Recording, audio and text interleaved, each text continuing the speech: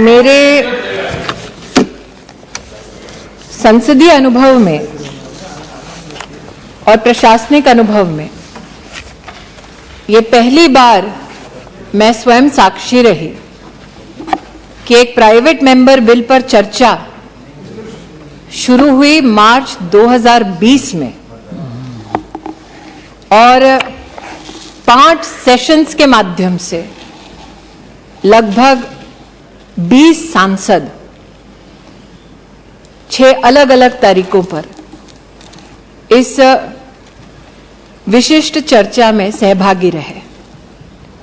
सर्वप्रथम मैं सभी सांसदों का आभार व्यक्त करती हूं कि इस चर्चा के माध्यम से उन्होंने हमारी देश भर की आंगनवाड़ी बहनों का सम्मान किया, उनका समर्थन किया, उन्हें सदन में महिमा मंडित किया। कुछ सेशन पहले मैंने एक विशिष्ट सांसद का भी अभिनंदन किया। जगदंबिका पाल जी आज सदन में नहीं है, लेकिन इस 2 वर्ष की अवधि में सबसे लंबा अगर किसी ने प्रस्तावना की सदन में आंगनवाड़ी बहन के समर्थन में, तो वो सौभाग्य जगदंबिका पाल जी को प्राप्त है। मैं उनकी अनुपस्थिति में ही सही, लेकिन पुनः सीनियर मेंबर ऑफ पार्लियामेंट का मैं अभिनंदन करती हूं, उनके प्रति आभार व्यक्त करती हूं। महोदया, इस सदन में दानिश भाई ने भी थोड़ी सी मेरी चुटकी ली और भाइयों का तो विशेष अधिकार है, मैं जेंटलमैन नहीं कह रही हूं, भाई कह रही हूं, आशा करती हूं वो स्वीकार होगा। लेकिन इस सदन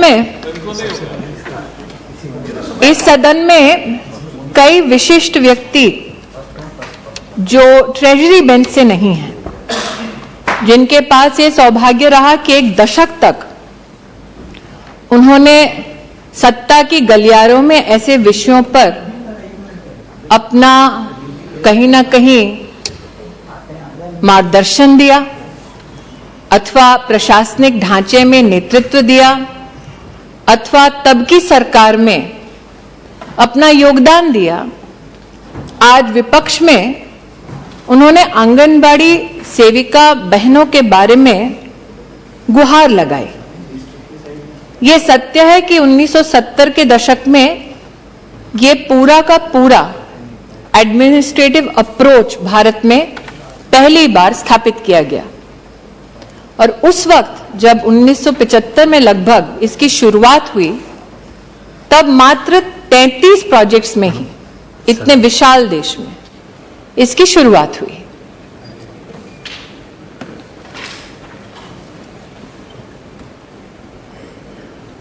प्रोजेक्ट से आज 13 लाख आंगनबाड़ियों में देश की महिलाओं और बच्चों को सेवा देती हमारी ये बहनें, उनके संदर्भ में रितेश पांडे जी ने प्रस्ताव रखा। मैं रितेश पांडे जी की अनुपस्थिति में महोदय आपकी अनुमति से 2-3 तथ्य रखना चाहूंगी, जिन्होंने आज भारत सरकार से गुहार लगाई कि आप क्यों ऑनरेरियम बढ़ाते नहीं, आप क्यों ऑनरेरियम की दृष्टि से इसे ना देखकर सैलरीड क्लास की दृष्टि से इसे देखें। जब उनकी सरकार थी तब साल 2006 में सुप्रीम कोर्ट में यह केस आया महोदय। तब उन्हीं की सरकार ने स्वीकार किया कि ऑनरेरियम ही पर्याप्त है, इनको एम्प्लॉय की दृष्टि से ना देखा जाए।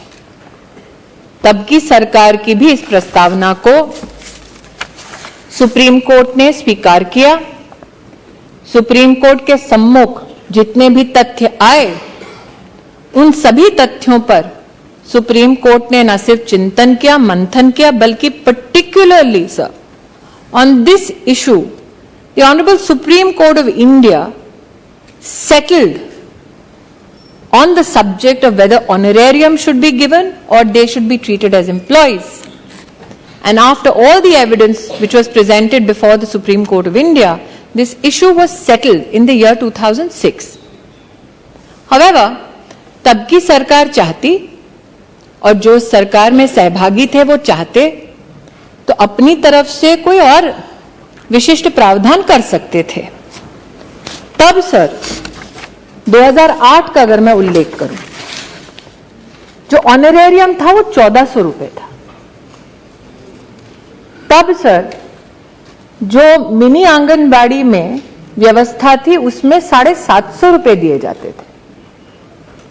तो आज जो हिदायत दे रहे हैं, निश्चित रूप से वो प्रसन्न चित्त हुए होंगे जब नरेंद्र भाई मोदी ने 1400 से बढ़ाकर ऑनरेरियम 4500 किया। आज जो हिदायत दे रहे हैं वो निश्चित रूप से प्रसन्न हुए होंगे जब नरेंद्र मोदी सरकार ने 750 रुपए से बढ़ाकर मिनी आंगनवाड़ी में 3500 रुपए की व्यवस्था की। आज जिन्होंने हिदायत दी विशेष, अब जेंटलमैन कहूंगी तो सूली पर लटका दिया जाएगा,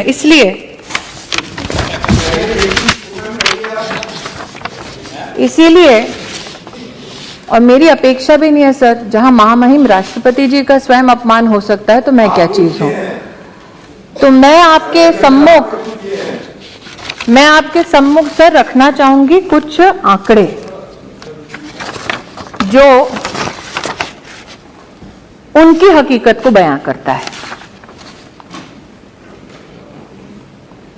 2011-12 sir,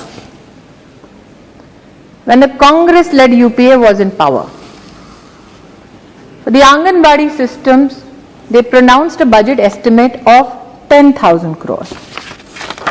Sir, if I look at the budget which was spent in 2020-21-22, and if I go back just 1 year in 21-22, then the spend by the Modi Sarkar only in one financial year was 18,208 crores. तो जो हिदायत दे रहे हैं, जब उनके पास सत्ता थी तब उन्होंने इसी सिस्टम में कोई भी आर्थिक सहायता बढ़ाकर नहीं दी। दूसरा सर, आज sir I am not yielding, sir, I am not yielding. I would like to proceed with my comments, sir. I have patiently heard this private member bill discussion since March 2020, sir. As Minister, I am sure, after waiting for close to 2 years, I will be allowed to complete my presentation to this honorable House without intervention, sir. Sir, I am facing an opportunity to place facts before this honorable House, and since I am accused of why am I politicizing, I would like to highlight again that it is my constitutional duty to bring facts to the floor of the House. Hence, 1, the subject that in 2006 this issue was brought forth to the Honorable Supreme Court of India and settled.